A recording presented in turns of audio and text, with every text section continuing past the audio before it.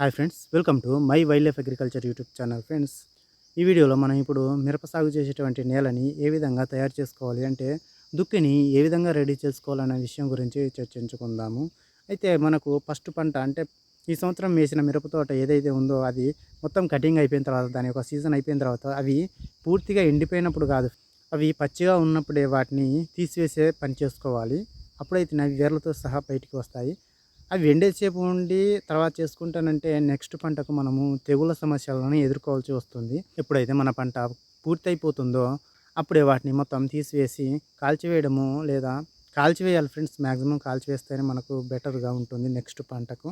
ఈ విధంగా తీసివేసిన తర్వాత వేర్లతో సహా తీసేయండి ఫ్రెండ్స్. తీసివేసిన తర్వాత మనకు లోతు దుక్కి చేసుకోవాలి. అనగా మనందరికీ తెలిసిన విషయమే ప్లవ్ వేసుకోవాల్సి ఉంటుంది. ప్లవ్ అనగా లోతు దుక్కి అని అర్థము. ఈ లోతు దుక్కి మ్యాక్సిమం మీకు ఎంత వీలైతే అంత లోతు దుక్కి పట్టించండి. అప్పుడే మనకు లోపల ఉన్నటువంటి శిలీంధ్రాలకు సంబంధించిన మరియు ఇన్సెక్ట్కి సంబంధించినటువంటి అవశేషాలు మొత్తం తిరగబడి సూర్యరశ్మి కారణంగా అవి చనిపోవడం అనేది జరుగుతూ ఉంటుంది. దాని తర్వాత నెక్స్ట్ సాలిరువాలు వేపించి ఎప్పుడైతే చినుకులు మనకు తొలకరి చినుకులు పడతాయో అప్పుడు జీలుగు లేదా పిల్లి పెసర లాంటి పంట మార్పిడి చెందించేటువంటి నైట్రోజన్ పర్సంటేజ్ ఎక్కువగా ఉండేటువంటి పంటలు వేసుకోవాల్సి, విత్తనాలు చల్లుకోవాల్సి ఉంటుంది. ఇవి మనకు నేలలో కర్బన శాతాన్ని పెంచుతూ అదేవిధంగా నైట్రోజన్ పర్సంటేజ్ని కూడా పెంచుతాయి.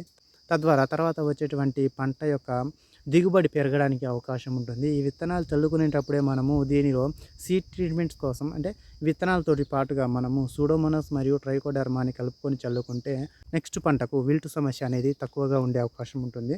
దాదాపుగా రాకపోవచ్చు. ఒకవేళ మాకు ఈ సమయంలో మేము దీనిలో చల్లుకోలేము అనుకున్నట్లయితే మనం మిర్చి తోట పెట్టుకోవడానికంటే ముందు ఆఖరి దుక్కి ఏదైతే ఉంటుందో దానిలో మనము ఈ కల్చర్ని సూడోమోనాస్ మరియు ట్రైకోడర్మా ఎరువుతోటి కలిపి పెంచుకున్నటువంటి కల్చర్ని చల్లుకొని దుక్కి చేపించుకోవాల్సి ఉంటుంది. ఈ విధంగా చేసుకోవాల్సి ఉంటుంది ఫ్రెండ్స్. అయితే మనకు నేలని ఎంత క్వాలిటీగా ఎన్నిసార్లు దుక్కి చేపిస్తే మనకు నెక్స్ట్ వచ్చేటువంటి పంట యొక్క ఈల్డ్ అంటే దిగుబడి పెరిగే అవకాశం ఉంటుంది. ఈ విధంగా చేసుకోవాల్సి ఉంటుంది.